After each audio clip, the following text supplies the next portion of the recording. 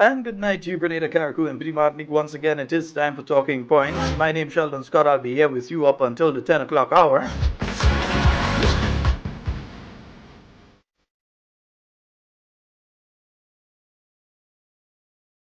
Hope that all of you have been having a fabulous day today and a fabulous afternoon and night thus far. Well, evening, night ain't reached yet. Evening thus far.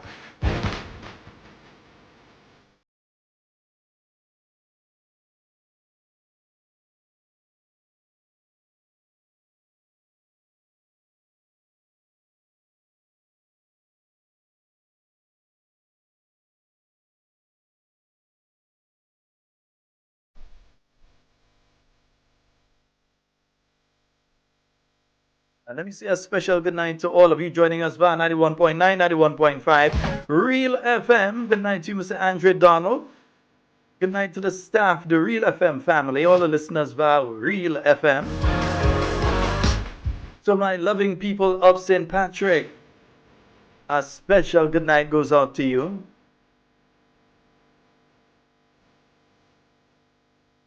All the listeners over there in Carriacou, a special good night to you.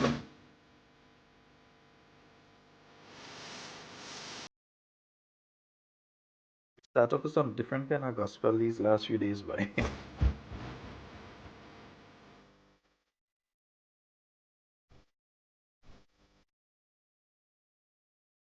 All of you on the YouTube, a good night to you. I see Cynthia Bartholomew, Sandra Joseph. My St. Lucian people! St. Lucia, I hear the thing might call about you soon, you know. Yeah, the thing might call in St. Lucia very soon. Within the next 6 months, I'm hearing that. Good night to you, Gavin Thomas, Alistra Abraham, good night to you. Alban Harris, good night, yeah? Francis George, good night. Yeah, Phyllis Mitchell, Janice Mitchell.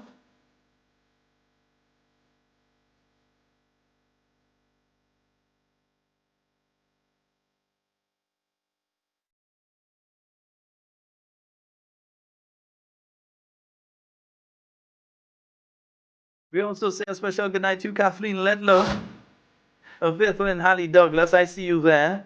Velma Pascal, Anne-Marie Grant, Dolores Redhead, Ruth Chitterman. Christine Alexander, Michelle Alexander, Anna Lewis Osborne, James Rosalind Jones. Adrian Watts, good night to you and your lovely wife.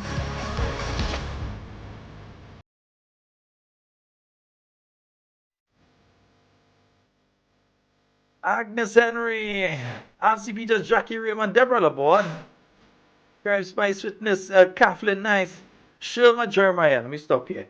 And a special good night to Zela. Happy birthday to you, Zela. You know, Uncle Sheldon, good job, Buffalo, something.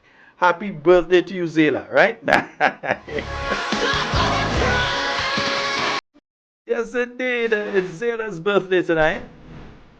Red Girl Pascal, Patsy Frank, Joyce Lewis, Pastor Casimir, John Stafford, the Sky, yeah? Yeah, see my guest has joined us already, man. That is a man about business. I like them kind of thing there.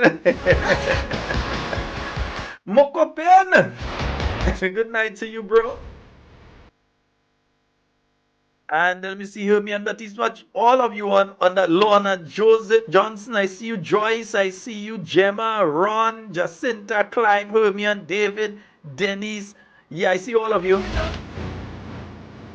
But let me see if the audio is coming in. Let me just check and see if the audio is coming in okay with my guests. Hello, good night, sir. Good night, Sheldon. How you doing? Yeah, man, you're clear as a bell day, man. You're clear. You Happy to hear you as always. just bring the camera slightly down for me there, and we good to go. Yeah, man. No, we cooking with Ramco gas. How you doing, sir? I'm doing fine. Well, I mean, you're on already, so it makes sense. We wait. We go in one time. It's there, you're there, and you're there to talk. Oh, And we have why a lot not? of talk to talk. So let me bring you up. And folks, I have with me tonight a good friend of mine, Mr. Bertrand John. Yes, indeed. And it's been quite a while. Well, everybody know you as BJ. They just know you by your initials. So we say a special good night to you, sir, and welcome to Talking Points. Good night to you, Sheldon, and good night to the listening public. Happy to be on Talking Points. Yes, indeed. And folks, this is the first time that we've had BJ on Talking Points. But he's an agriculturist and he has over 30 years experience in the field of agriculture. Not only that, but if you all recognize, we have not ever really delved into the issue of agriculture on Talking Points before. We've started a new year. It is important for us to deal with new areas and so. And agriculture, I believe, is a very important one for us to deal with. I've mentioned that you've been involved in agriculture for the last 30 years or so. Tell us a little bit about your history in agriculture and so. Give us a little bit in relation to that. And let me just fix something here, but go right ahead. Tell us a little bit about your time in with agriculture. Sheldon, I got interested in agriculture when I was at River Valley Government School. During my time in primary school, they used to have what you call school garden. And from visiting the school garden, I developed that inclination, this love for farming. I just thought I feel more comfortable being outdoor than inside of the classroom. And I was just thrilled to see how things grow.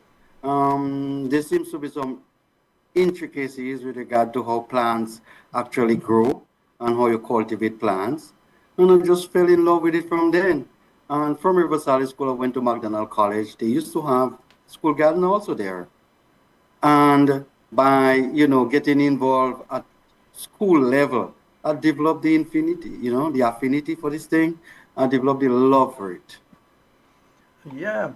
And you've been involved over 30 years now. Is that just having your own farm, or have you been involved with different farming organizations or cooperatives, etc.? I know that you've been involved for 30 years, but at what level? From McDonald College, went abroad and did tertiary studies, get back and set up my own farm. And from since then, 30 odd years now, 35 years, I've been operating my own farm. Actually, that's all I do, operate my own farm.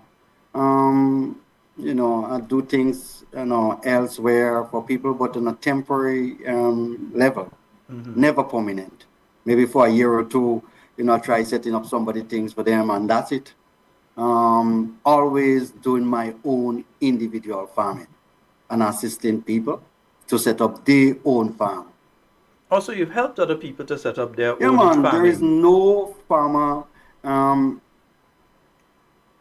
who doing farming on a large scale in Grenada that I did not help one way or another. Whether it be, with infrastructure or whether it be, with advice, whatever. I'm always there, always around, always assisting farmers, whether it be drip lines, whether it be irrigation system, whether it be fertilizer, whether it be technical knowledge. I'm always around, always. Not And just individual farmers. I mhm. mean, whatever government that is in charge, it don't make a difference. I tend to assist at a government level. A lot of people seem to think that I'm working with the government or I used to work with the government. Never. so Just you've doing you've my never bit here and there. so you've never worked with the Never, government of Grenada as a farm extension officer or nothing like that? never. Children, I did what? I think two projects for the government, and when it was time to actually get paid, I did not take the money. Actually, leave it in the Ministry of Finance. I just Wow. thought, something. I got scholarship. The government helped me, um, one way or another. And I thought it's repaying time. Um, actually, did look at the Maribor Farms machinery for the government. write up a project for them, and never really picked up the money. They called me and they said, no, really, not that I'm a rich person, but, sometimes when you have that deep love and affinity for that thing, sometimes the money is secondary. Yeah, yeah, indeed. Where do you see Grenada at the moment in relation to agriculture? Are we where we ought to be at this stage? And if not, why not? Like to see the government pay a little more emphasis with regard to how we deal with our agricultural policy. I must say that in recent time, I'm not happy with the current administration with regard to how they actually dealing with farmers, with regard to how they set about, motivating and, helping the agriculture sector. I'm not sure if they know what they're about. That's the reality. That's the long and short of it.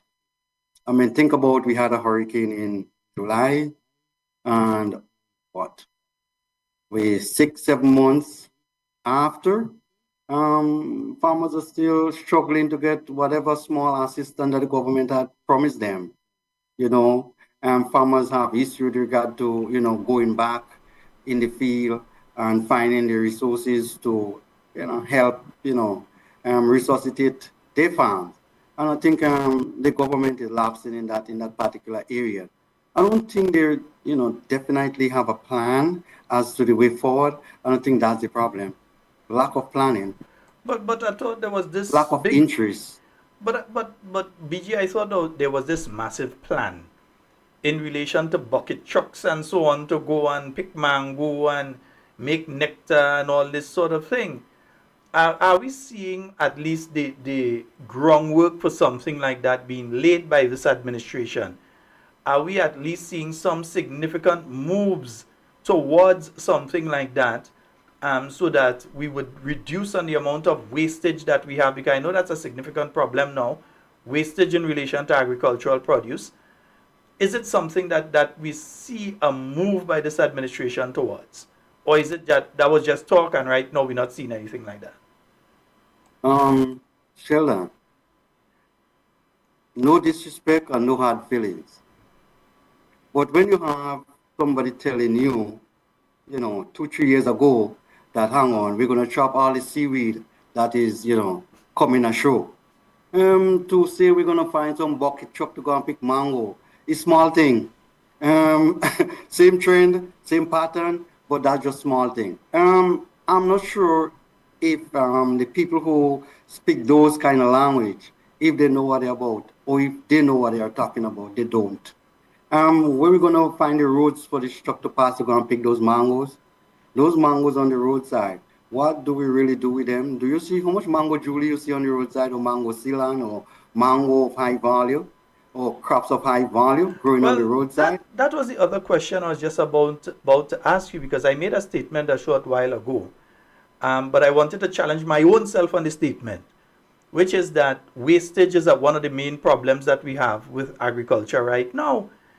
And is it really that we have a wastage problem? Because a lot of the mangoes that we see fall in lap and cut at the side of the road is them tasteless mangoes that we don't bother with. No, nobody do eat that. We feed pig and thing with that. Very much We don't so, feed animal with that.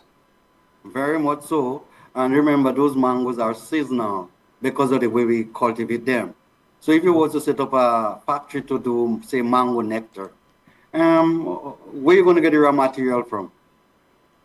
You need big orchard in order to do those things. And are we planting up our estates and stuff in particular crop, or do monocropping? So we have, say a mango orchard or some other crop that you really, high value that you want to really harvest. I haven't seen that happening. You would have to do crops in rows in order to harvest by, mechanically, by trucks and other equipment. You would have to have them planted in rows in order to do those. You know what is strange, Sheldon? Most of the people who speak those languages, they've been abroad. They travel extensively. So they must have seen it in other countries. So why are they coming in our country and speak as though everybody else are just fools? It's time we stop those things. It's time politicians get their act together. It's time it is time politicians realize that, hang on, certain things we need to let the technocrats speak about it. Because that's not the area. And sometimes they really don't understand what it is happening. Is it a situation, because I've often heard about we need to go into production at A, B, and C. Grenada is a very hilly country. In fact, our It name is. Grenada came out of the fact that we have these hills. So they remember the Grenada hills in wherever and they name it Grenada, according to the story. I don't know how true that is because I wasn't around in 16 or 14 or whatever when they find Grenada. But one of the things that lends to doing mechanical farming is that you have to have land that is easily accessible. You just mentioned in relation to the mangoes, where the roads they're going to pass to go and get some of these mangoes with these bucket trucks and so on. We don't have large amounts of flat land for the large scale type of farming of one particular crop towards things like to say you have a factory and you're producing nectar, mango nectar or whatever. Do we have the type of flat lands available in general to be able to handle something like that? Not at all. Our topography does not lend itself to those kind of farming. What we need to do, Sheldon, is to have small projects that we can manage. And what we need to do, Sheldon, is to organize those projects in such a way whereby we can process a niche crop, a crop that we identify, a crop that we can grow. And, first we need to think about our domestic market. Are we able to satisfy our domestic market? I doubt it very much. And we are thinking about exporting. We are looking at external market. Where are we going to find the product in order to do those? I'm not sure if we are thinking straight or if we just getting up in the morning and just say what we feel like saying. Sheldon, you need to have a plan as to how you're moving the sector forward. If you don't know where you're going, any road taking you there. If you don't have a plan, anything could happen. You wouldn't know when you're going right or when you're going wrong because you doesn't have a plan. You don't follow in anything. And that is the problem. Shouldn't the first focus be feeding ourselves before we start the export talk and that sort of thing?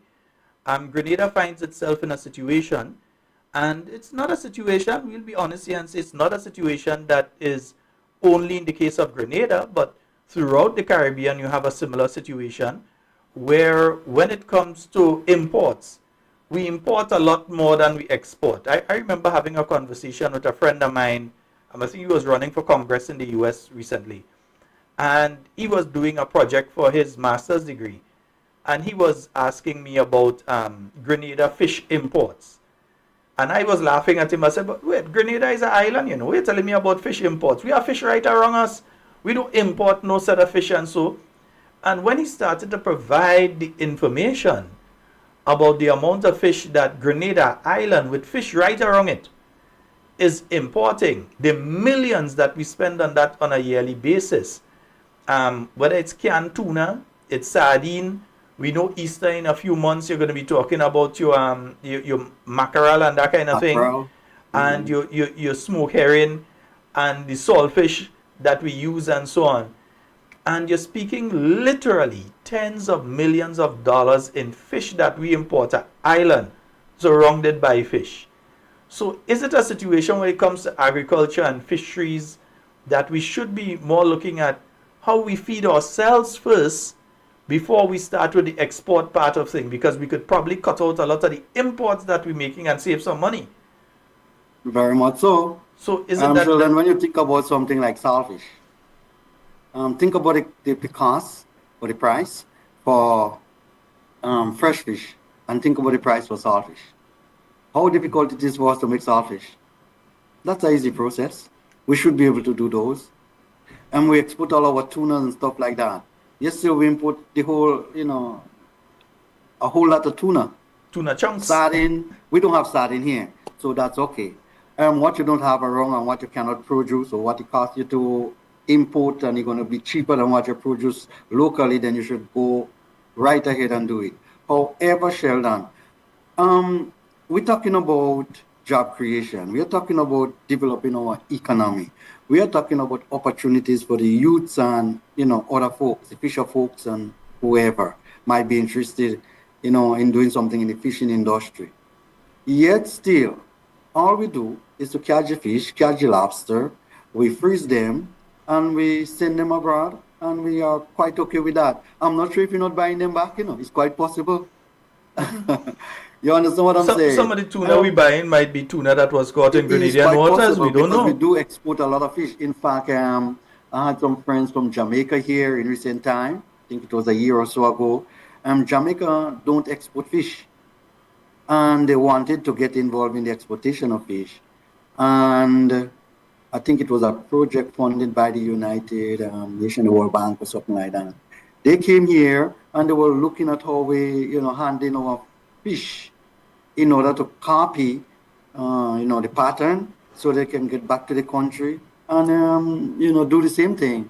So I'm saying that, if people are, country like Jamaica, 100 times the size of Grenada, looking at the way we're doing our things, why we can, basically capitalize on what it is that we are doing and make genuine money and provide real opportunities.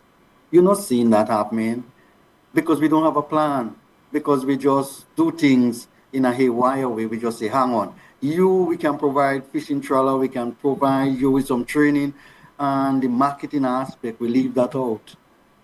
The, adding value, we leave that aspect out. So we are just primary producers, so we can't determine price. All we do is to, catch the stuff.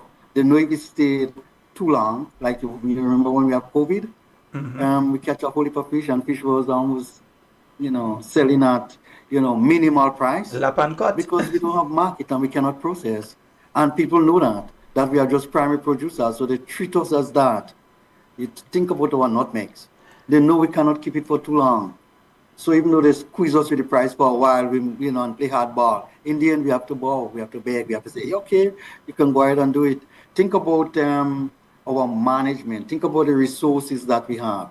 Nutmeg would they had assets the last time I saw in the vicinity of what, about 60, $70 million, and they say they're broke, So how you can have those assets and say you're broke? You have those assets and you can develop a factory. You have those assets and you can develop a, something that makes sense, that can propel the industry.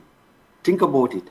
As the price goes up, you get a little more. When the price goes down, instantly, it affects you because there is nothing to buffer the operation. There is no reserve money.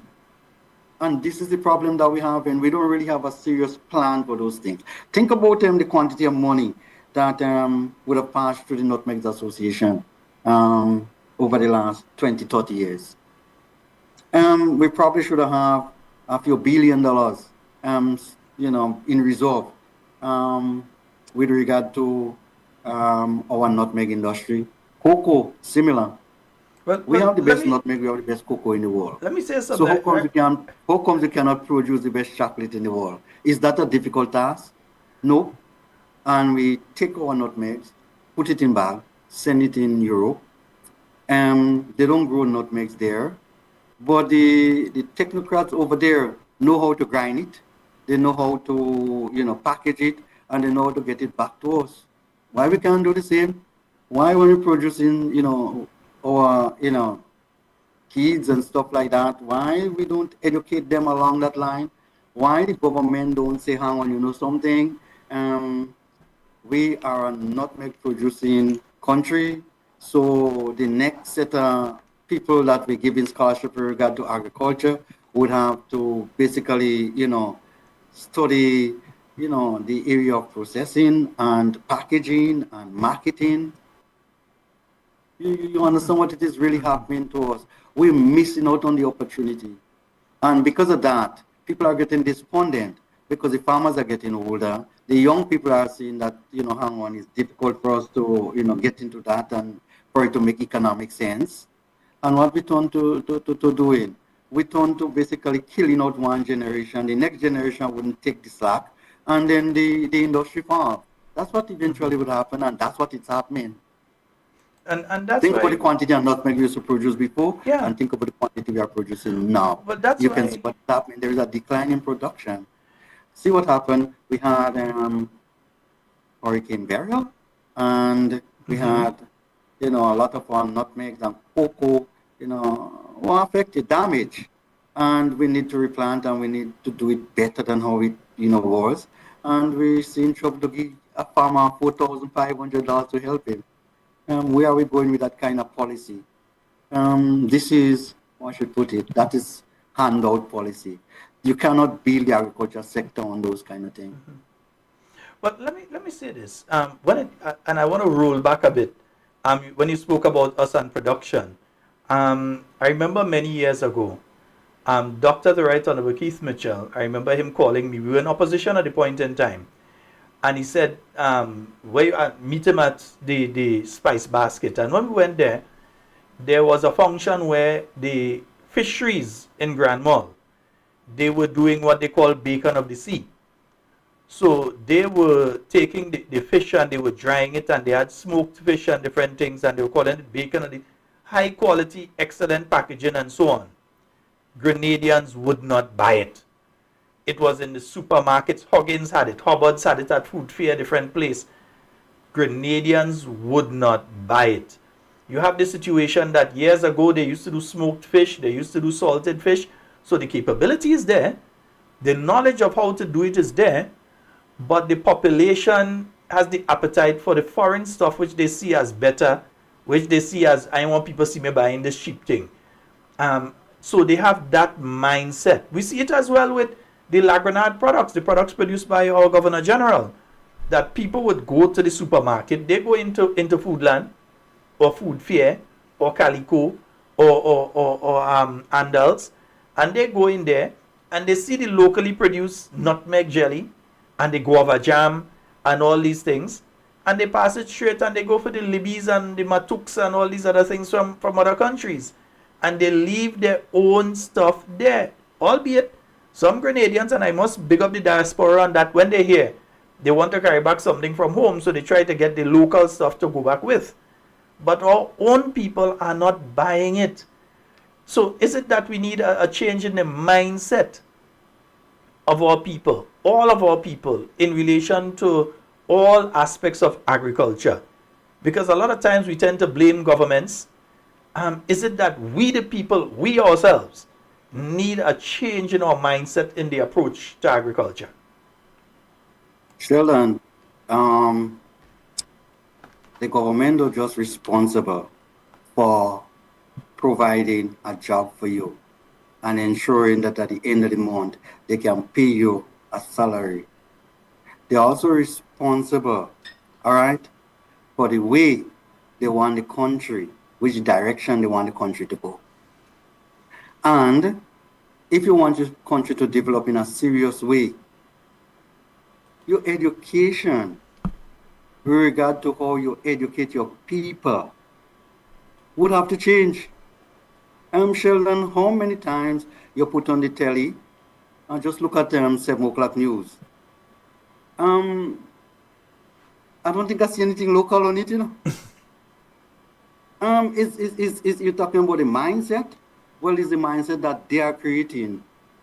When you have capitalism and imperialism at that level, which it's at in your country, you do have an issue. If you don't control it, it will affect your people.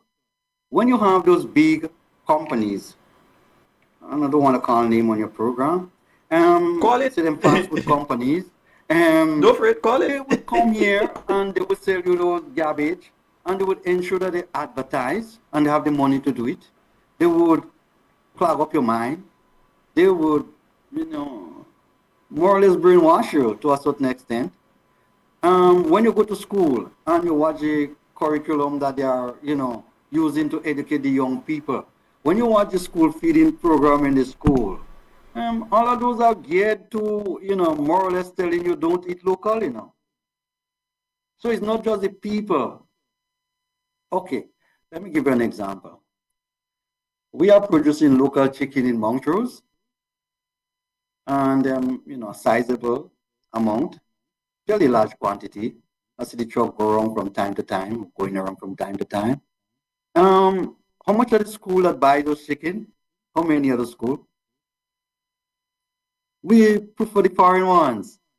In a lot of cases, it's a whole collective set of factors that are affecting that, because when you think about the cost for buying local chicken as compared to those imported, you may find that those imported cost less, Because Sheldon, something, there is something they call comparative analysis, comparative ratio. If it costs you cheaper to produce something in your country, all right, than importing it, you should as well as jump into it and do it. But if it costs you more, all right, to when you produce something locally than what you're importing it for, you should import it. Your consumer is going to be paying less. And don't tell me chicken is not chicken. Chicken is chicken at the end of the day, especially when you have limited resources. I could understand the health aspect, and I could understand, the patriotic aspect that you need to eat local and you need to support your local farmers and stuff like that. But it boils down to money at the end of the day. If it costing you $8 for imported chicken, why buy local for $10? So it's more than that. It's more than just being brainwashed. It's your spending power. It's your production costs. All of those things you have to take into consideration. I can't stop talk about that. Sheldon, the way we educate our people, we educating our people like we're still living in the 14th century. I have no doubt about that. Think about the people that leave school in recent time. Think about the direction that they are going. Think about what it is that is set out to do. And you can't blame them, Get rich fast. The whole foundation of what your country, and I'm speaking agricultural, was built on. That dissipate, that no longer there. And the generation of farmers who used to basically hold the string and hold the food, that is dying out. So just now, everybody go be eating out of a box or from a tin. That's okay. That's where we're heading.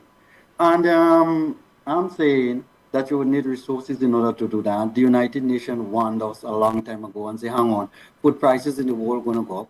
And by 2050, people are going to struggle to actually purchase food. And we don't believe it. And see here, we're in 2025, and we are struggling to buy food. Because you know why? The increase in the price of food as compared to the salary, the increase in your salary that you're getting is not proportionate. Well, I was looking at a 60 Minutes program the other day, the CBS program 60 Minutes, and they were mentioning that the world is already utilizing over 115% at least of what they can produce. In other words, we are using more food than we can actually produce. We have a large population, and because we are eradicating farming land, we are eradicating forests and so on, that we've already crossed the 100% mark in relation to how you're utilizing food right now. So we are actually using more food than we can produce. And sooner rather than later, we are going to reach at a breaking point where it is unsustainable, because you can't focus on what you had there from before. You're going to reach to that breaking point at some point in the near future, unless some serious measures are taken in relation to that particular issue. Right here in Grenada, we have the issue, and I've mentioned it on programs before, that you have the elder farmers who have their land, and I've seen it at a calling place. I see it in St. David, I see it in St. Andrew, I see it in St. George as well. I can't say I see it in Carriacou. Carriacou people kind of different. But I've seen it in these places. I don't know much about St. Patrick to say that I've seen it in St. Patrick. But I've seen where Elder persons have passed to the great beyond, and the children take the land and sell it out for house spot.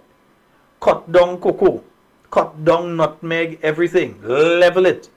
And the land that was producing for maybe even centuries was producing agricultural produce is big concrete house or board house, and so on that same land right now. The children did not keep up what the parents were doing, or the grandchildren. They get a couple acres where instead of saying that they could go and produce something there, they decided, okay, let me get a little road through there. Let me put in a local infrastructure or sell it as it is. The people are going to do that. And more we've been seeing that many of our younger Grenadians and middle-aged Grenadians fighting over land. You see it in the newspapers every week. You see people with these things trying to get land and so on, fighting over this land, not to put it back into agricultural production, house spot. So more and more of our agricultural land is going into house spot. Land use policy, it's not clearly defined. And if we have the policy in place, who are actually implementing it? This is where the problem is. When you live in a small country and everybody know everybody, you can get away with murder fairly easy. And that's the problem, Sheldon. We cannot go on taking large expanse of land and developing it into housing. We're going to have issue. Because if you're talking about serious agriculture, you're going to need the land space. And if you're taking some of your best lands, if you notice, some of our best lands used to be the estates. How many estates that we have now? Just a few. Maybe I can count them on one hand. And we really cannot develop our agriculture sector with everybody doing liquor thing here, there, everywhere. It doesn't work like that. Sheldon, in China, they had a lot of peasants, a lot of little farmers who used to do things here, there, 5 acres, 10 acres, 15 acres. The Chinese government realized that don't make no sense, They buy back the land from the farmers, and turn them into huge corporation, and for it to make economic sense. Because there is something they call economies of scale, You need the space and you need to produce in large quantity so you can have a reduction in price. So let me ask this one as well. Because we've heard the present administration, Prime Minister Deacon Mitchell especially, speaking about housing for Grenadians, and if you want pool, you're getting that if you want this, and speaking against the type of housing that was being done by the NNP together with the Chinese government, the apartment style, whereas you utilize less land space. So you could have more people having the opportunity on less land space, leaving more land for agricultural production. This Prime Minister is saying, nah man, if you want to spread out, spread out. Let that apartment thing is not for Grenada, forget apartments and so on. Is the present administration going the right way, or was the last administration going the right way when we said, well look, we could provide apartment accommodation, so you have your space, you could live there, you're safe, everything, you're there, there are utilities around and different things, amenities around, and we have the agricultural land preserved. This government is saying, no man, spread out, do what you want, we taking place here, there, everywhere. So all the cocoa going down, all the nutmeg tree getting chopped, all well, I don't know if you don't see guava, but I don't see guava again. I don't know the last time I see a guava on the island of Grenada. Honestly, maybe I have to come by you to see that. But I don't know the last time I saw a guava, and it's definitely been over 15 years since I've seen a patch of guava to say there's a set of guava tree in some area. But all of these things are happening. Which is the right approach?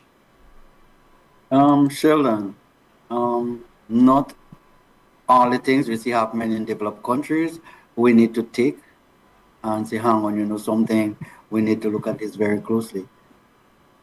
The developed countries like the US and Canada, they have very huge land space. Why are they going up? Sheldon, in a lot of cases, we're stuck in our old ways. We don't want nobody close to us, and we don't want to live in a house where, we have to share one part of it with somebody else and those kind of things. But unfortunately, that's the way the world is. Or fortunately, I don't know what, that's the direction the world moving. And people are going up, Sheldon. And why build a flat house when you can, basically utilize maybe half the space and go up instead? And you still have the space to do other things of economic importance around you. Why waste land space? The only reason why we're doing that, Sheldon, is because we think we have limitless land space, because we're thinking small, we mind is small, Sheldon. Sooner or later, we're going to realize that, hang on, we don't have no space to do anything because the way we construct our houses. I'm not saying that if you have your land and you want to build a flat house and you want to occupy all your land space, that's okay. But I don't see the government setting up project, housing project, whereby they, more or less trying to create a house and, leave what? Quarter an acre, half an acre around it, and say, hang on, this for sale. And how much land you going to need to do that to develop a housing scheme if you're doing something like that? You will need several acres of land to do that. Whereas, look at the housing scheme, say in Sotes, and look at the one in St. David's and stuff like that. Um, Look at the quantity of houses a day, that is located in those places, and think about the land that you occupy. You're going to see that it make more economic sense. And in a lot of cases, it look better too, And In a a lot of lot, cases, and a lot of people it want look it. at you, it look better. Yeah. And in a lot of cases, Sheldon, if you want to make houses affordable, that's what you need to take into consideration because in a lot of cases, Sheldon, the land is as valuable as the house. Think about the cost for land. For quarter of an acre land, say in Lansapine. And think about if you buy quarter of an acre land for $500,000 and you want to go and build a house. Why go and put a flat house there and take up all the land space when you can utilize 1/8 of that land, still left with another 8 of the land, and then you can go up with your house? You know, Sheldon, we look at things in the wrong way. We sort of, how I should put it, we mind kind of, we think small. We, how much people can afford those houses together with a piece of land? I guess you're not building it for ordinary people. You are trying to build it for rich people so you can go right in and do your do. If you take those that we have already constructed for the poor and ordinary and vulnerable people in our country and give those well-off people abroad and give some of your well-off people who can afford to build a house and buy lands in Grenada, you take the house and give them. Then I expect you to do anything. And I expect you to make wrong decision too, like you are accustomed making. Um, Sheldon, that's the reality. And I'm not here to bash any government tonight. I'm just giving you the reality. No, the facts are the facts. That's the fact, you know. I'm not bashing anyone. I'm saying that you are thinking small to say, hang on, I'm gonna build 500. You've missed out that one, Sheldon. You Yeah. actually stopped short of it. We're gonna build 500 houses in every parish, all right, Grenadian style. When somebody starts speaking like that, I know they're delusional. Well, you have to chop down. You have to chop down a good portion of the But Sheldon, you rainforest wouldn't have because lands. Where you gonna find the lands in no, order to do that but in that's the every thing. parish? Is When the you build, rainforest you're remember when going you for build when you start to talk like that? Because you have to when you build flatten down five this sections. year, next year you have to build another 500 again. Mm-hmm. Where you gonna find the land space in order to do those kind of things? Sheldon, people just talk. Let me tell you something. And time Grenadians realize that and recognize what it is happening with some old politicians. And when they come talking those bag of foolishness for you, time Grenadians call them up and say, hang on. Where you going with that kind of philosophy? Can't you see this wouldn't, that not going to work? People say things in order to get vote and in order for them to get people to like them. And when it comes to implementing, when it comes to the reality, it's a different matter altogether. And where are the 500 houses? How many were built? Where are those? If we did not get them, probably had a hurricane, we probably wouldn't think about housing, or we probably would not have seen houses by this government. The houses that were left in Carriacou, built by the Chinese government, more or less, for the poor and vulnerable in our country. Um, Who those houses were distributed to? The keys was given, Sheldon, to people, and it was taken back from them, more or less, to give your rich friends and them abroad. What it is you're trying to do? I don't understand your philosophy. That's devil philosophy. Indeed. And folks, I'm speaking with Mr. Bertrand. I nearly say Bernard, you know. I nearly call your name wrong, you know. Mr. Bertrand, Mr. Bertrand. BJ. BJ. You know, that's to make it BJ. easy. BJ. And we're speaking a lot about agriculture. And folks, let me see them likes going up. I find all you're playing stingy with them likes and them tonight. And anybody that you realize is not on, call them and tell them Talking Points is on. One of the problems we have is when we're speaking issues like agriculture, a lot of people, they don't want to speak about that, but they don't realize that without agriculture they can't survive.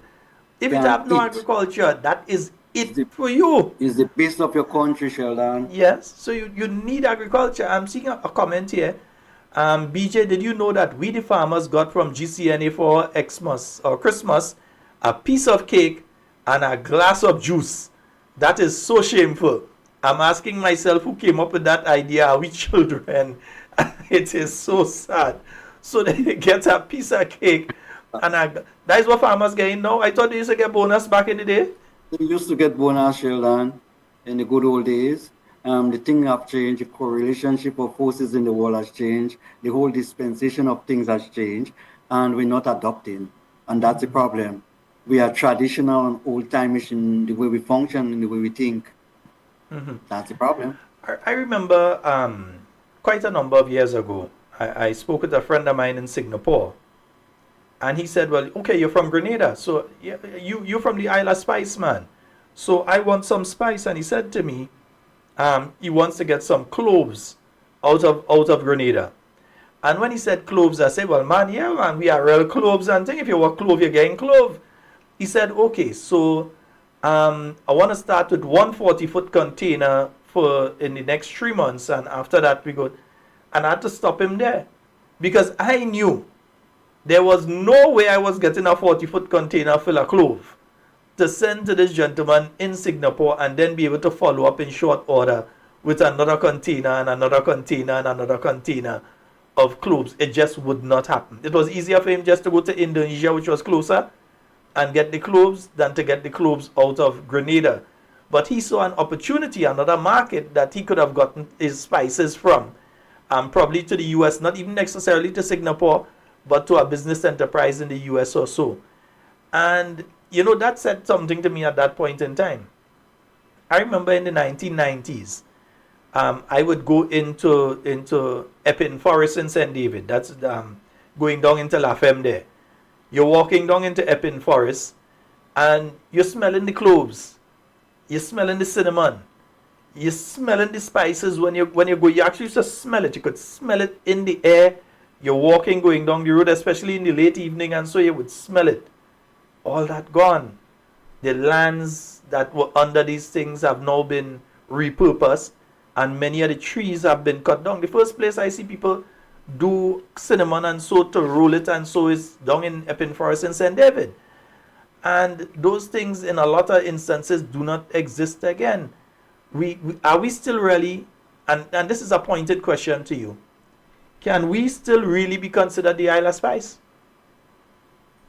Well, if you notice, Sheldon, Jamaica is calling themselves the Isle of Spice. Actually, they want to take that name. Not Wood and Water any longer. Isle of Spice, they want to call themselves. If you check it out, places like St. Vincent and St. Lucia are closely behind us, planting up a whole heap of spice and stuff like that. And what we're doing, we're chopping down our and build houses. Where are we going with that policy? Where are we going with that mentality? Sheldon, I'm not saying that you're not supposed to build houses, and I'm not saying that you're not supposed to have your houses in nice places and stuff like that. But I am of the opinion, and I have no doubt about that from traveling through Grenada, we leave the better places to build our houses and put it in areas that where house is not supposed to go in, actually. And we need to zone our lands, Sheldon. We need to have certain areas for certain things. We need to basically identify the areas where certain crops grow better than other crops. and concentrate on those crops there. That's what our country does, all sensible countries. And what it is that we are doing. We had some of our nutmegs and cocoa got blown down, and a lot of the farmers are saying, hang on, you know something? We're not going back in that again because it doesn't have the resources, and based on the age, you're saying, hang on, by the time the nutmegs start to bear, we're going to, you know, we wouldn't be in this world. So let's do something, of a short or medium term nature. Well, Sheldon, that's not what you really want. Where are the Nutmeg Association in the scheme of those things? Where are the Cocoa Association? Where are the contribution? Where are the effort?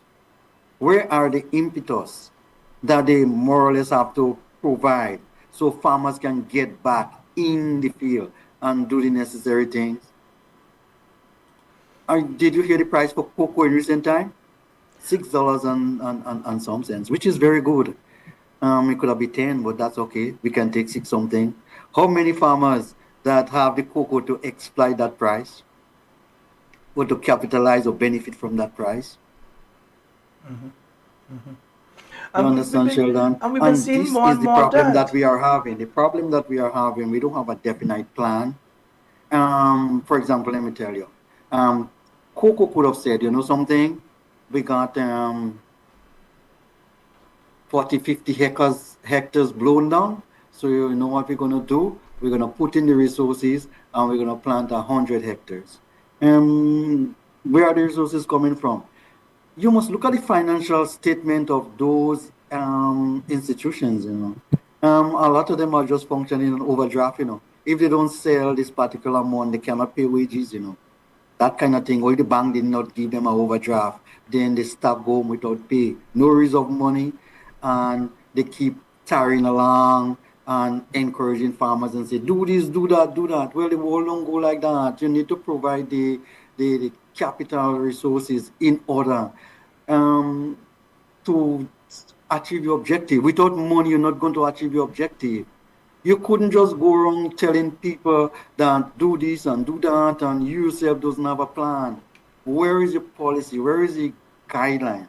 I mean, your marketing board. You basically would have closed it down without even thinking.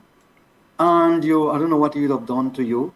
Sheldon, my farm would have, would have grown over the years through marketing board. Marketing board assists me from since I was like 18 years up to this point in time. I've outgrown them now and more or less, doing my own thing. But I'm very grateful to the great marketing board. They robbed me hundreds of thousands of dollars, but I would have made hundreds of thousands of dollars from them also.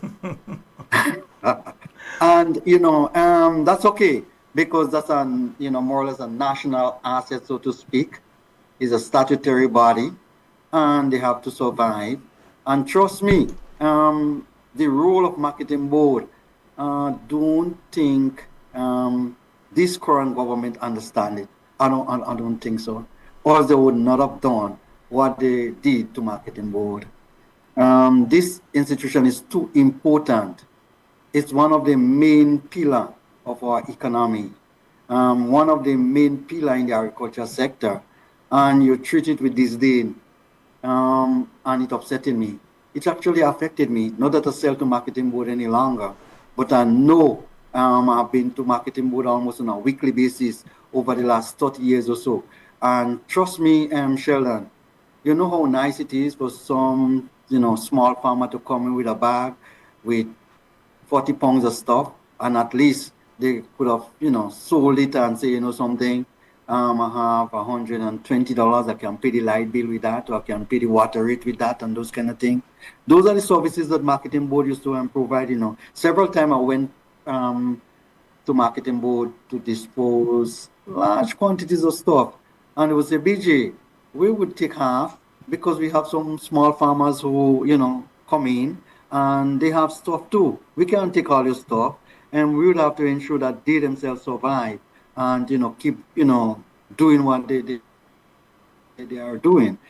And I think that the consideration and understanding the importance of marketing board was was not looked at properly. I don't know if marketing would have done something to someone and they have it in, in their mind, and they would have just, you would have called more or less, how do they call this thing, consultation?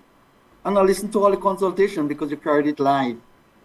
And at no consultation that they had throughout the country did I heard anyone mention, hang on, we're going to more or less close down marketing board, send home the workers more or less, rehire a few, and have a small, operation going. That doesn't make no sense.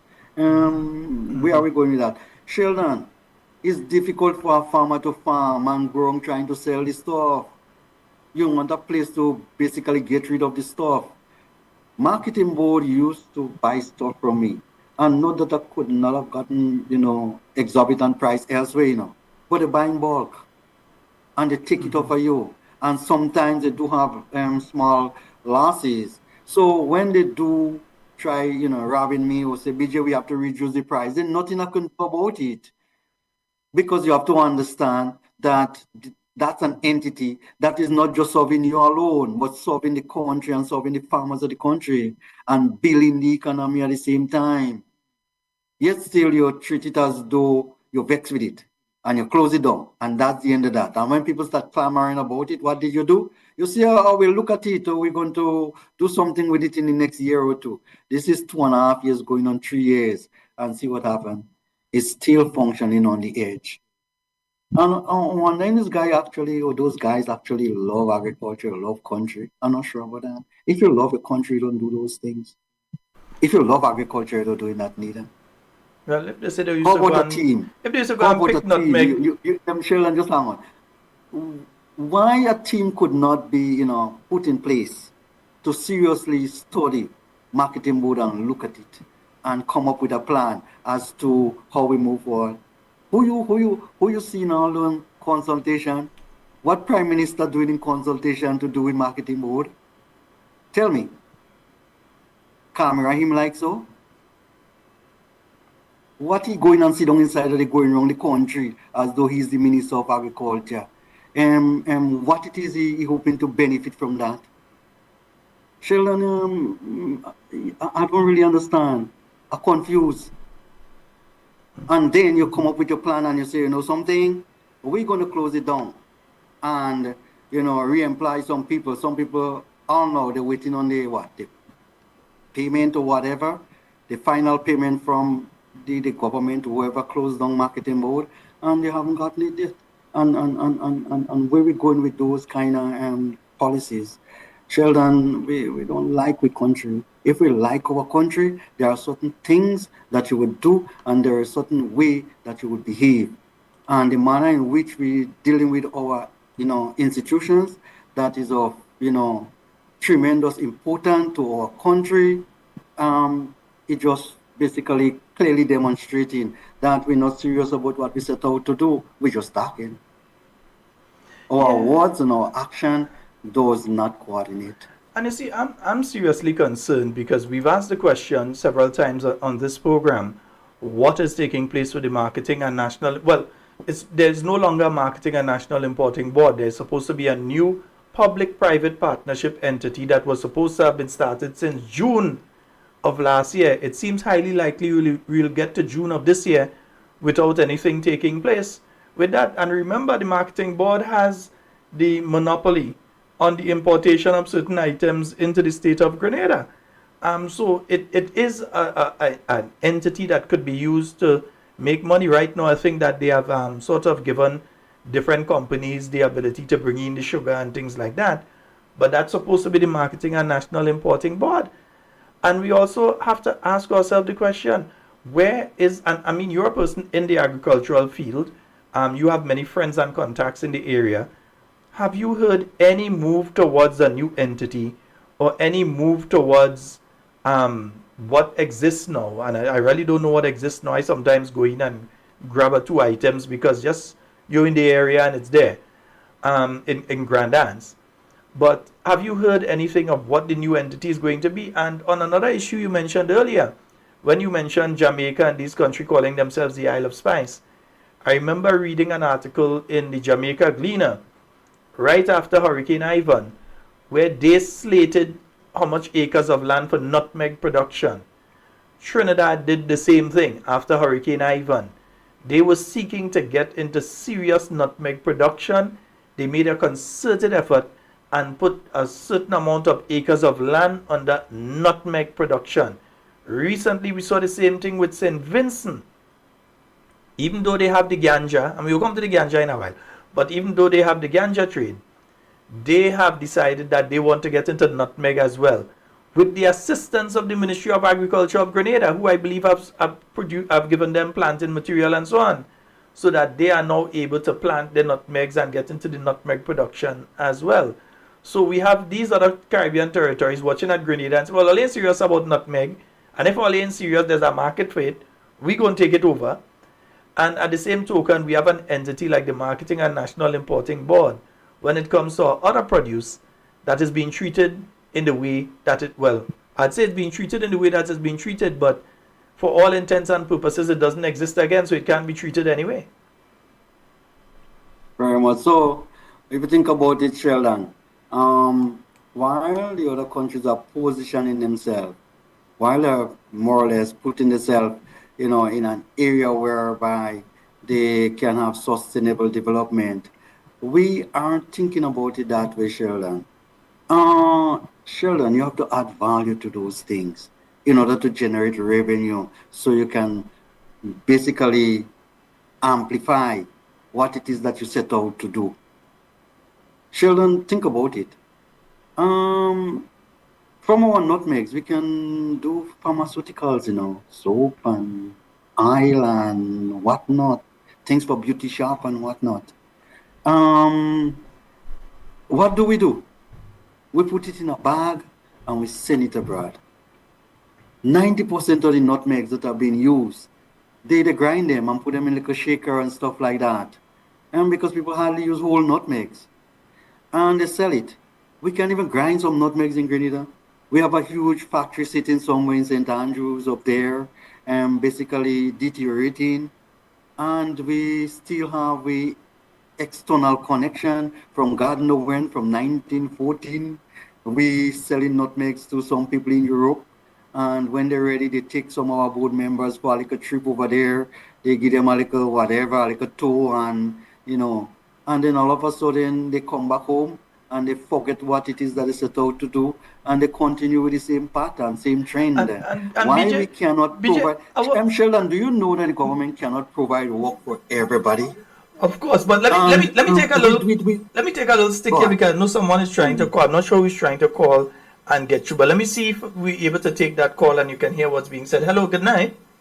Good night, Mr. Scott, and good night to the Talking Point family. BJ, are you hearing? Well, I feel so No, happy I'm not hearing, but you can always, see BJ on tonight. tell me BJ, good night, the I love information, you. and then we can speak on it accordingly. Sheldon, I'm not hearing you. we're talking about agriculture. And Cammy's on the line right now, but go ahead. And I cannot get Good night, Cammy, my love. I love you too, darling. I cannot get cocoa. There was a time, Mr. Scott, that cocoa boats used to leave Grenada. Nutmeg used to leave Grenada. Bananas used to leave Grenada. I remember as a young girl. And right now, I can't even get some cocoa to make an honest dollar. Everybody coming, all who are called. So what is going on? As we just said, we go be eating in tin just now, and we start to eat in tin already. You getting corn in the tin, you understand? People don't want to buy local food. You have the cabbage, you have the carrots. People, they go in Kentucky, Mr. Scott. I had a pumpkin, and I cut it today. And I cut it big, for a big slice, so I get it sell. But it's really rough, BJ. And some of the people selling them things too expensive, so people are buying. They speak about the chicken. I buy local chicken. I go to the prison, I order, and I buy. And they not and the meat more fresh and more sweet. They're not buying that. So I don't know. You have to keep talking. You have to educate the people. And I'm glad and I feel happy to see you on Talking Point tonight. Sheldon Scott has been mister, you know. That is mine. I'm not taking part in your Don't take business, part. Cammy. Yeah. You have to sort of educate people, yeah. So that's about it. All right. Thank you so very much, Cammy. All right. Good night to everybody. Fatty, Mr. Watts, everybody, good night. And All I feel right. that you have to bring him more often, Mr. No, Scott. this is a conversation that we have to continue having. He's a very educated man Yes. on agriculture. Okay? Yes, Good yes. night. All right, Love you, Predial. BJ. Bye. All right. Yes, indeed, BJ. I hope you got some of that. Cammy was speaking about the fact that right now she's having a problem, and it is not a problem that she alone is having. One of my in-laws is having the same problem in relation to getting cocoa. That there seems to be a shortage of cocoa in Grenada right now for some of the producers, and now we're in the tourist season, when usually you would have them making their cocoa ball and different things to put into the baskets to sell. And there's a shortage of that right now, and it's the winter season when a lot of Grenadians who are going back up, they want to carry the cocoa ball, they want to make the cocoa tea and so on when they go up, and there's a shortage. We know that Beryl did affect cocoa production and so on. Are there other factors that are affecting that right now? Sheldon, not 1 pound of cocoa should be leaving Grenada in any cocos bag and go to other countries for processing. We should be able to do that in Grenada. And in fact, we should import it from other countries to expand whatever, process that we would have set out to do here. Let's face it, Sheldon. The only reason why the price would have moved up to $6.25, $6.25, is because there is a scarcity, or else the price wouldn't go up like that. And you tell me, there is a scarcity and the price gone up to $6.25. Actually, it shouldn't be $6.25 for a pound of cocoa. When you think, ask Kami, she just spoke to you. She probably will consult with the people who make cocoa bar and see how much cocoa bar that a pound of cocoa can make, and check the price per cocoa bar and multiply it and see if it's close to $6.25. It's more close to $20 probably. But yet still, what we intend to do is to put it in bags and send it abroad. Where are we going with that? You have machine to make cocoa balls, yeah? So people don't have to do it by hand, and we shouldn't have a shortage of cocoa ball in a place like Grenada. Cocoa powder and cocoa ball and things like that. So we should be exporting that, Sheldon. Throughout the year, we should have an industry whereby you provide employment. I was just telling you before you stopped me in my track that government cannot provide jobs for everybody. But they have an obligation to ensure that those entities function in a profitable way, whereby opportunities and jobs can be created, whereby farmers can get a lot more for their produce. You have that obligation. You told them you was going to do that. And when the time reaches, what do? To support them, you say you're going to give them, what? If they have 4 or 5 acres and less, they will get $4,500. And it saddened me that every time I go outside there, somebody's saying, BJ, when are we going to get that money? Or why they leave me out of that? Or why their friends are getting and I can't get? And those kind of things that you are hearing. Political distribution of money. You're missing out on the opportunity. You got some money from the insurance to more or less to resuscitate your agriculture sector and to help rebuild your infrastructure. And what you take those money doing? Giving it to your friends. That's what actually happened. Sheldon, do you realize that after burial had so much damages that it was difficult to go and check this thing physically? The government would have come with a drone and, fly the drone over and take images and whatever, pictures and whatever. Sign up forms and they get it to the different, the appropriate authority.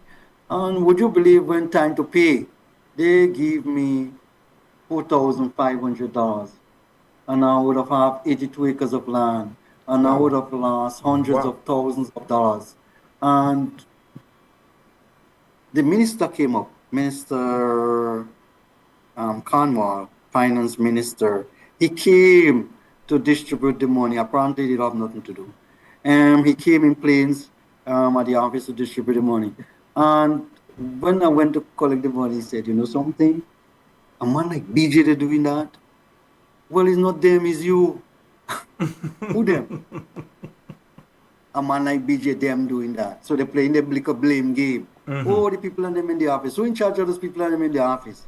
In the first case, what you see down there doing? Are they making you look like a fool as Minister of Finance? Those are the kind of things that we have happening in our country. And people don't have nothing to do. In fact, government ministers don't have nothing to do. So they just all about the place and posing to take out picture and involved in the little show business. I don't know if you could develop country with show business, you know. I don't know about that. That Yeah. aspect of things, somebody will have to educate me on that. If, you know, by taking out picture and put on social media, if that can develop your country, I don't really know. Well, I think they're trying to stay in power. So you do that hoping that you can stay inside of there and get free money. And instead of assisting the farmers when you get there, the money that you take an increase in your salary, you probably should have, you know, put back that in the farming sector, in the farming community. You might have seen different results now because some of the people are not getting the money, they don't know use for it. They go and gamble it in blast and those places. Let me ask. There are three questions I really want to get off to you before we end the program tonight. It's in studio. It's 20 minutes after you have 9 o'clock, so we have roughly about 40 or so minutes remaining. The first one I want to get off to you is the issue of traditional planting materials. And when I say that, I'm speaking here towards some of the crops that traditionally we've had in Grenada over the years that are now disappearing. I don't know if you have red gourd plant. Do you have red gourd plant up by you? I have a No, but I used to see that actually disappearing. Yeah, because I have a Rastafarian friend who makes sure that what he does, if he hear you have that, he coming by you for a plant. And he tries on his little plot to have those different things. They red, well, I want to say banana, but I'm not sure if it's banana or plantain or blogo or whatever, but the red one that there is, that you know years ago you might have seen it make some nice fritters, but years ago you saw it, you realize it started to disappear. Even certain type of mangoes have started, all you hear now is Julian Ceylon, Julian Ceylon, Julian Ceylon. And other types of mangoes that you may have had years ago, you realize more and more when somebody's son sell the piece of land, they cut down all and all that mango gone, that we're starting to see less and less of those things.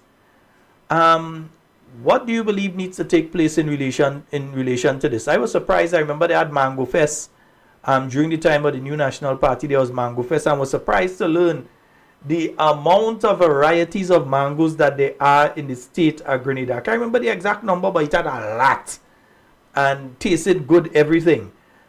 So that you had these different things that are starting to disappear. Even different types of yam disappear. I went to Dominica and I see some yam when you cut it, it red like if you cut your hand. I see some yellow like if you are jaundice, and I see some white like if you have a shirt going to GBSS or PBC or SAS. White as what? And you realize that those things are missing here. They used to be here, but they are missing here now. What needs to be done? Is anything being done? And farmers like yourself, how can you become involved? Sheldon, all serious country that look after the agriculture, you know, see it as something that is essential. What they would do is to ensure that the stock material are protected. Um, was it only last year? I heard the Minister of Agriculture said that they was going to build a tissue culture lab at Maribor. And trust me, I felt really good. And he said, you know something? We're going to more or less have that project commencing by June last year. Well, this is January the following year, and not a block has been placed on that area where they said they was going to build the tissue culture lab. Sheldon, those people will tell you what it is that you want to hear. Here we are. No disrespect, because I actually give the government a little bit of praises for it, because it did look good.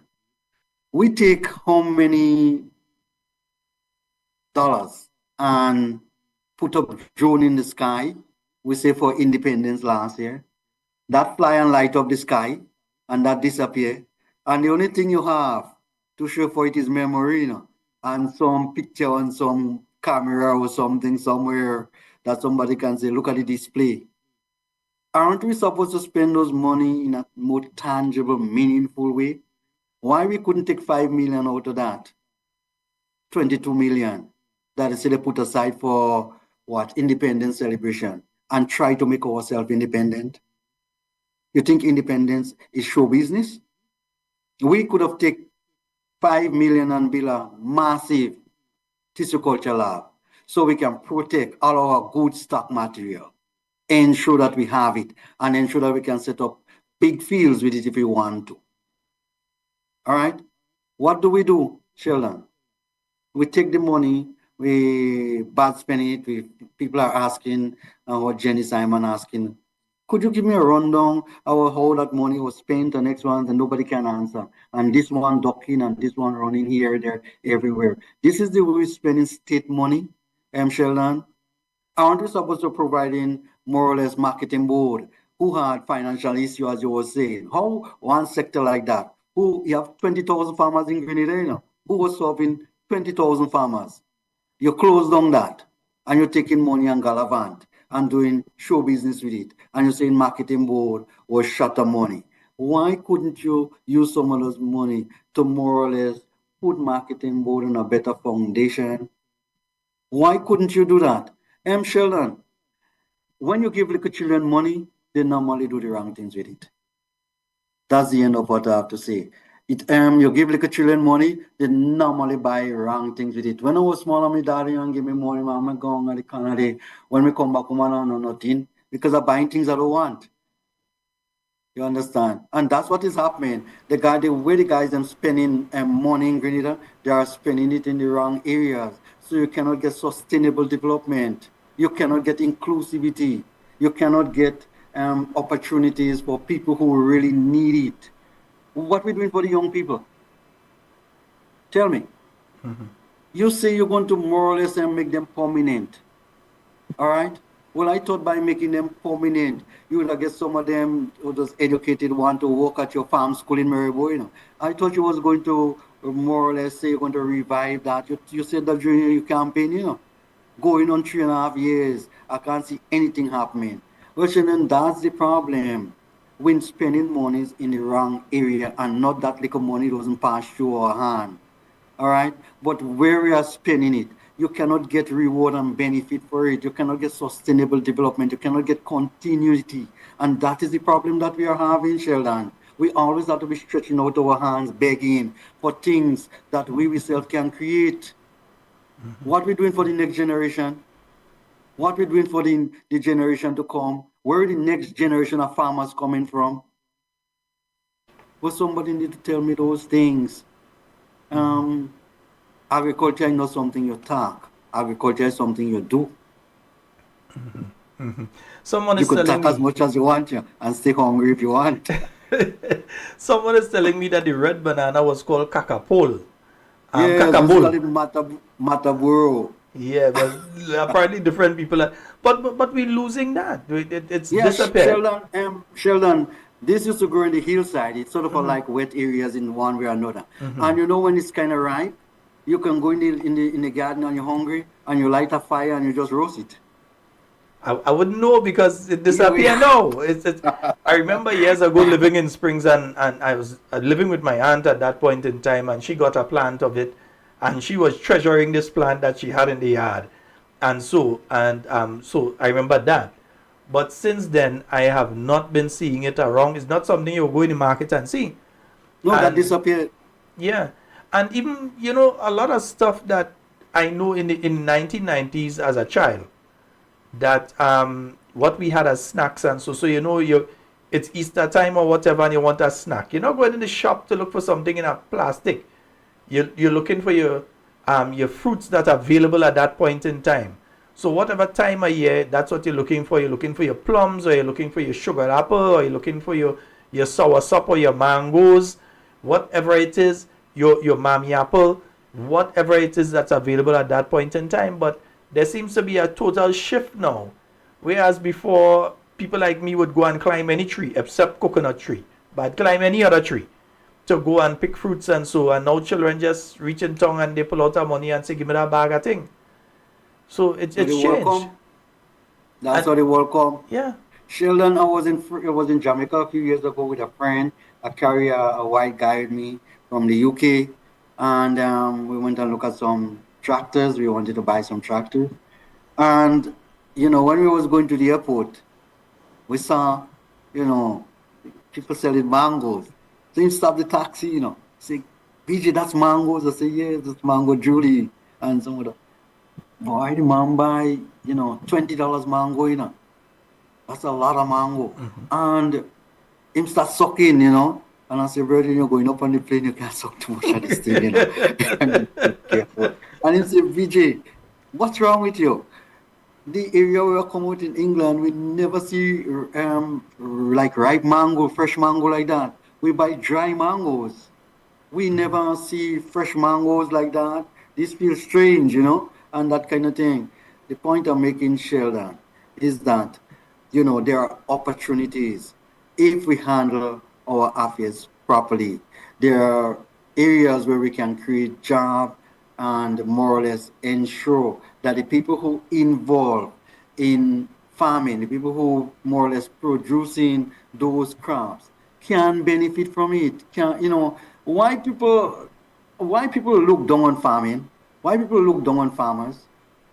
But without feeding your people, without feeding the world, and more or less. And you know, you need to treat us with a little more respect, without sustaining your life, you know. If we stop do those things, you're gonna starve and dead, you know. And don't see me alone as the farmer, you know, see other farmers in other countries, because some of the things you're eating is the garbage, the waste. And they can't sell it in the country, you know, because nobody gonna buy it. So they package it in a night color and they dump it on you, because you have no control over what it is you eat. You just, you know, push down everything down in your throat. I'm sure that we need to look at all the agriculture sector differently. The government need to take a different approach with regard to how they deal with agriculture. How many ministers of agriculture we had? We probably have another change very soon again. We had two already. They're getting rid of that one. They're getting rid of that one that they just know. Yeah, we're going to have a change sometime, and we probably have three in 3 years, and the sector move from what? From 80% efficiency to what? 40%? You see, the problem here, BJ, is about the minister getting a salary and not the farmers getting a salary. That's the government focus. We have this person, we fight with one ministry to put them in agriculture. So it's about the minister getting a salary under the NDC administration, and not about the farmer being able to get a salary to take care of his family.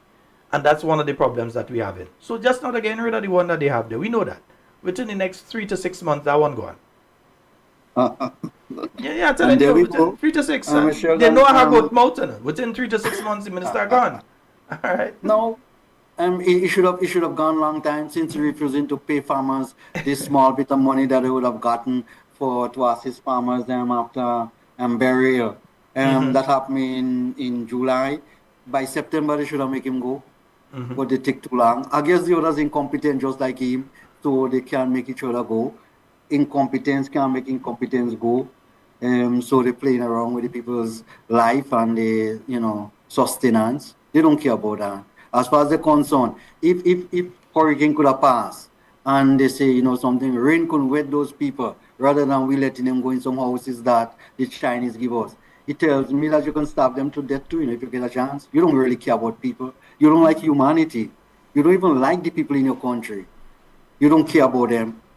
You're telling me that, you know, the school children have to be under some hot tent without any fan, without any air condition, and you have buildings that you put aside for your friend in the diaspora. Mind your people in the diaspora, me love you, you know. Because sometimes you send remittance back home and whatever, and you're working hard outside there. But the houses in Grenada weren't built for you, you know. It was built for Grenadians who are here working hard, the ordinary poor Grenadians who cannot build a house of their own. And they were given an opportunity to own a house and to set up a family or whatever. And at least, that's a start. A lot of us grew up in housing scheme. And, today we move out from there. But we needed that as a start, so we can find a bit of comfort and, more or less, sleep comfortable when the night come. But I guess for those guys, they want to live in a house because 20,000 for rent every month. So they don't care about you if you're living under a tent. That's okay. The time gonna come when we're gonna decide about those things, and it wouldn't be too long from now. Of course. And there's another question I want to throw at you, and I did hint at it a little earlier, and it's the question of the marijuana production. We saw the former NNP administration speaking towards that, the legalization or the decriminalization of marijuana. The NDC administration, then in opposition, the members of the NDC in opposition said to the NNP and to the Grenadian people, oh, NNP talking about decriminalization, we are going to legalize. And now we've heard the story change now to legalize for medicinal purposes. We see St. Vincent in production. I think St. Kitts is in production right now. Jamaica is in production. This government keeps talking around the issue. And pretty soon we know they will come to Parliament and make a grandstand in relation to it. My own personal view is that I think a lot of people, and I'm just saying this, you don't necessarily have to agree, I believe that the ones who are going to benefit from this are the multi-millionaires or billionaires who can purchase a few acres or get a few people to work under them to produce a certain type of ganja material that they are then going to package and sell at a particular rate outside of Grenada. Meanwhile, all the guys who think now they will be able to go and put a half acre in marijuana, I think they're living in a dreamland. Your views in relation to this particular issue and what are the possibilities? Because even the Marketing and National Importing Board could have been the body that dealt with that particular issue. If you're going into marijuana production, all of it could have been going through the Marketing and National Importing Board. You have a license issued by the Marketing Board. They get a percentage off of that, and all of it is going through them. But you have no Marketing Board again. So what is your view in relation to what is going on there? My view, Sheldon, we should start off with decriminalization. Legalization of marijuana, just like that, given where we come from, given the historical background, is not the right thing. I have no problem with our country getting involved in the production of marijuana under controlled condition. As you were saying that they can have an entity to deal with that. That's quite okay.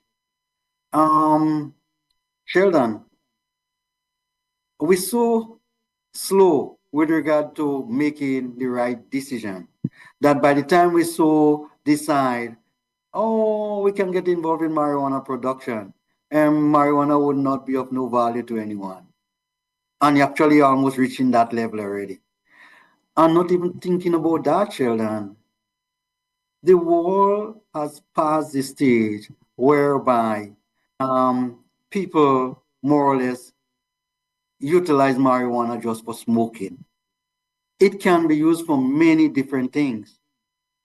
And I don't have an issue with regard to doing large-scale marijuana production or cultivation, because I have the opinion that people who want marijuana to use, whether it be, and I'm not advocating smoking. Smoking is more or less for old timers.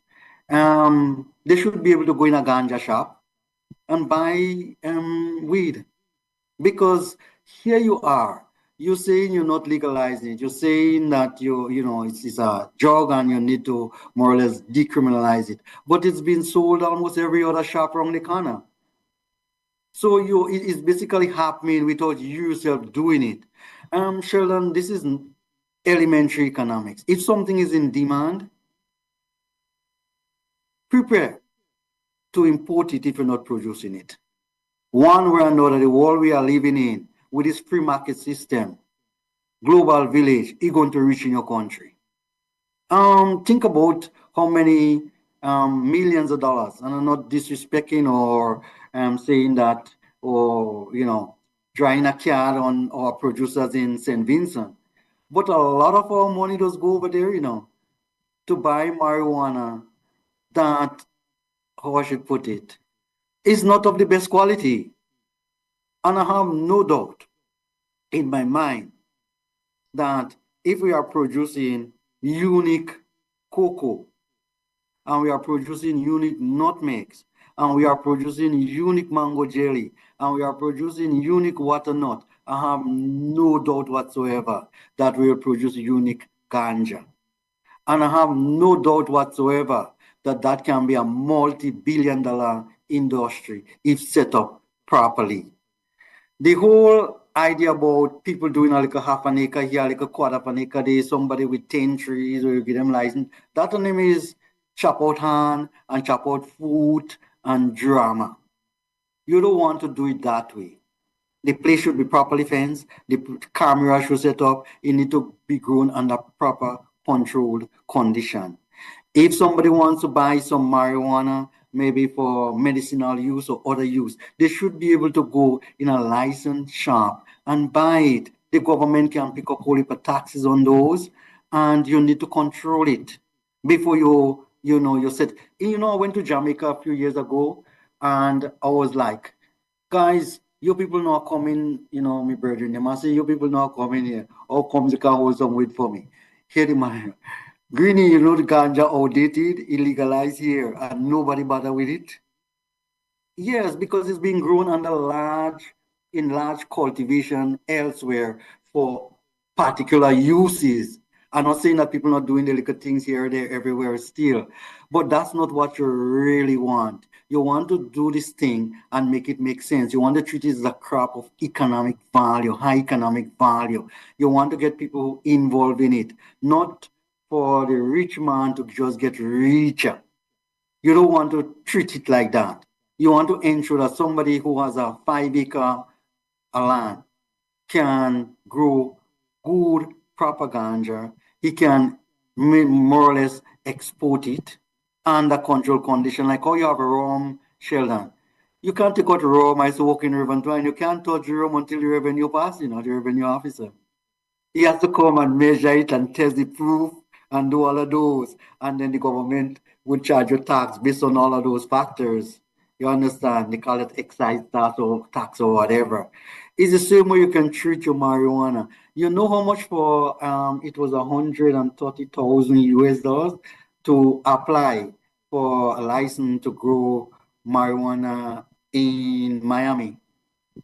And that $130,000 that accompany the application form, you're not sure if you're getting it back, because if they don't approve your that's just to process the farm. If they don't approve your application, you lose that money.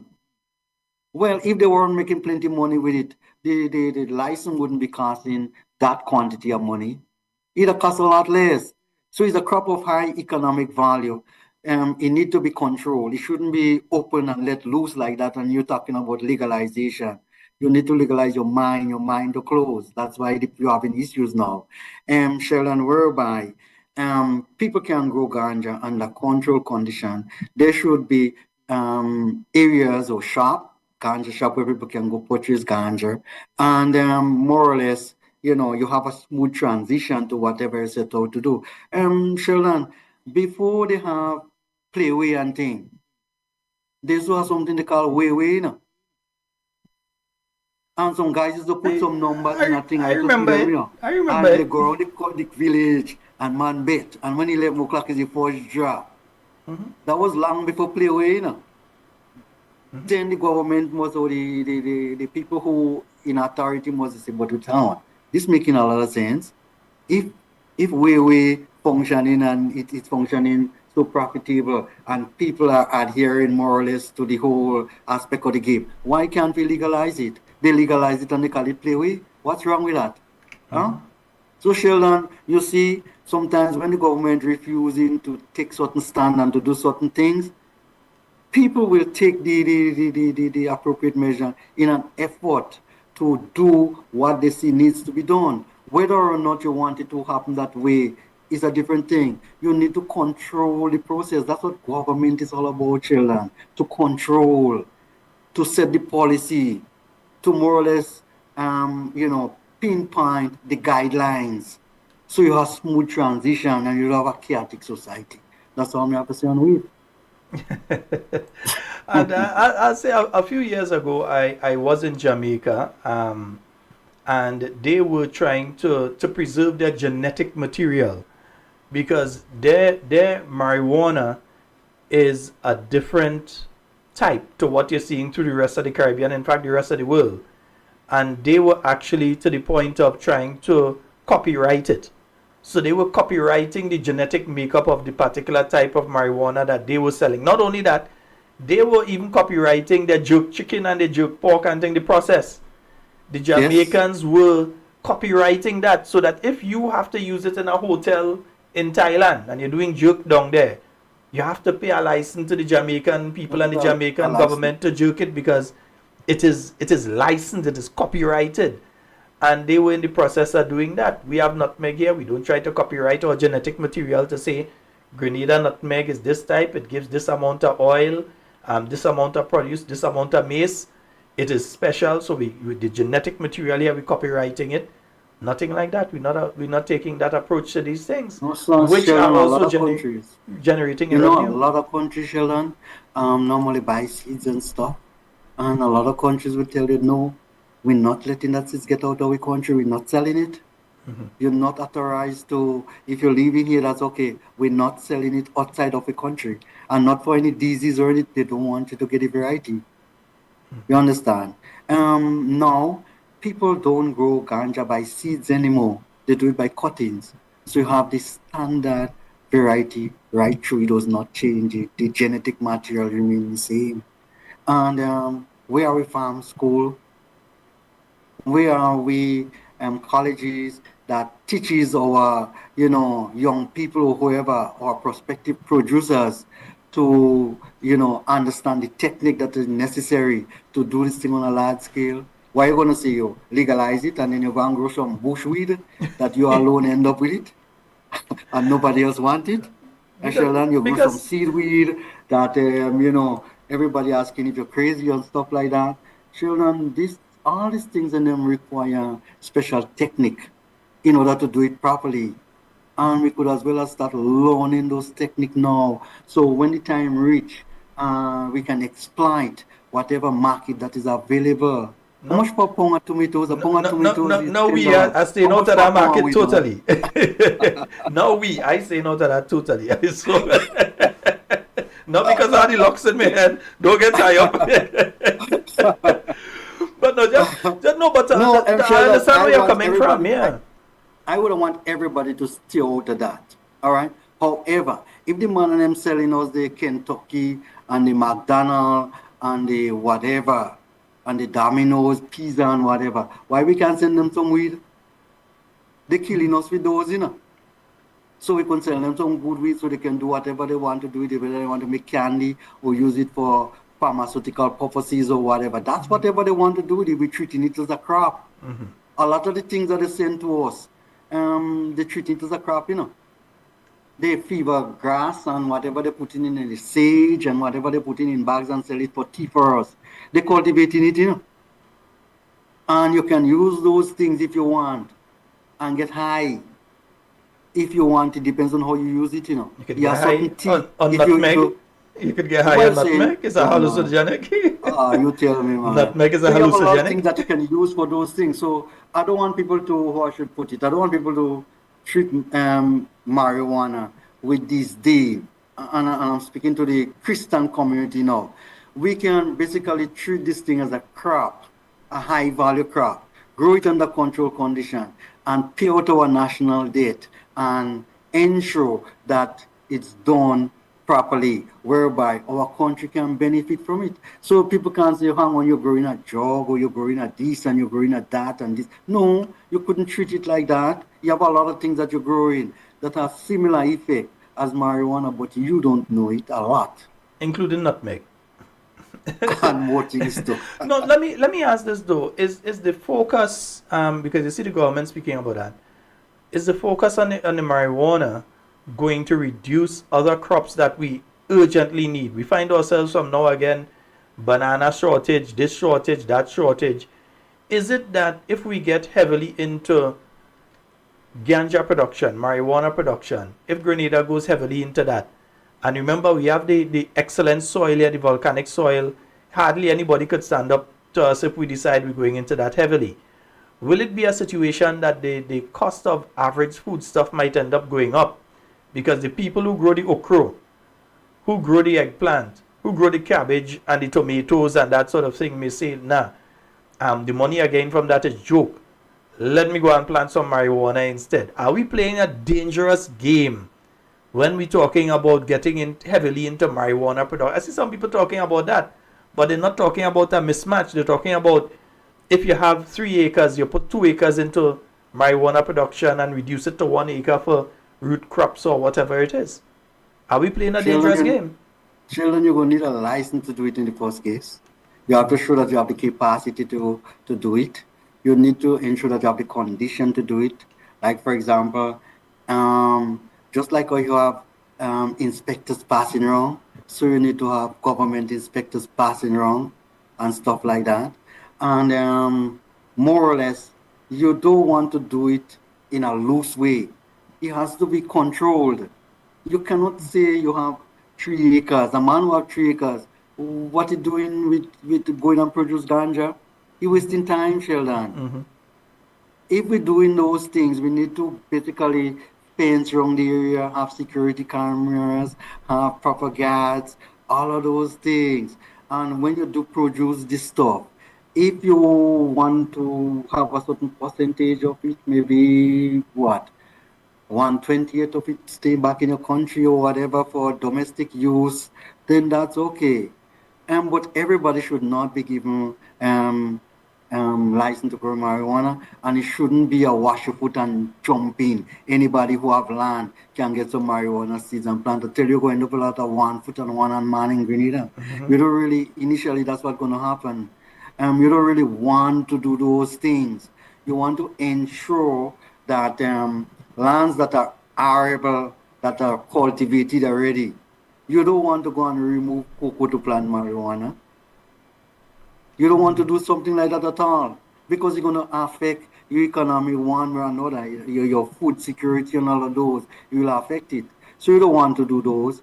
Sheldon, there is a lot of lands here that we can use to do those things, but it would have to be controlled. We would have found in 2 years 300 acres of forest lands, more or less, so to speak, to plant cane for Carriacou. Mm-hmm. We can find 300 acres of land to grow ganja if we want to, under controlled condition. 300 acres of ganja is a lot for a place like Grenada.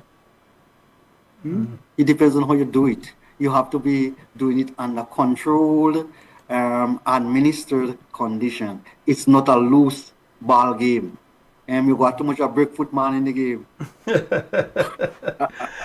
BJ, we're quickly running out of time, but I want to deal with an issue that I know is near and dear to the heart of many farmers. I listen to Plead Your Cause every morning. I listen to my good partner Shaggy nearly every morning. Nearly every. Sometimes I fall back asleep. I can't listen because I go to bed sometime at 3, 4. So I fall back asleep. But anyhow, one of the things that you've been constantly hearing over the years has been the issue of Predial larceny. I had my sheep outside and it disappeared. And we just give it medication, or a cow has gone missing and that sort of thing. As a farmer yourself, and we're not speaking just animals here, There are people that are going through and they're stealing, and they're just speaking about the one foot and one hand man due to the ganja. But with the other crops right now, if a farmer find you in the land taking the thing, he ain't going and take it just so he ain't just going and say, well, go ahead and walk off. He go do you something. What needs to be done? Is enough being done in relation to the issue of predial larceny right now? And when I say predial larceny, folks, they like to use the big word. They're thieving them people thing. I'll put it simple as that. They're thieving them people thing. What needs to be done right now as a farmer yourself? What needs to be done right now? So we could stop here the people call Shaggy and say, well, I had my goat outside there and it disappeared. And the rope cut. And so on. What needs to be done? You know, Sheldon, in fact, before I answer your question, this morning I was listening to Shaggy. A lady said, you know something, oh God, Shaggy, I had 3 bunches of banana, and I get up this morning, and it's right in the yard, and, you know, I couldn't find not in my hand to, you know, to cook. Somebody will pass and take the 3 bunches. Sheldon, we would have to do something serious about predial larceny. In a small place like Grenada, that is not so difficult to deal with. However, we would have to put the right structures and system in place whereby we should be able to reduce. Maybe we could not control that 100%, but it definitely too high. The occurrence is too high in our country.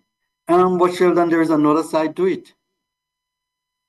If people in your country isn't working and they genuinely can't find a job, and that's not the case, you know, every time.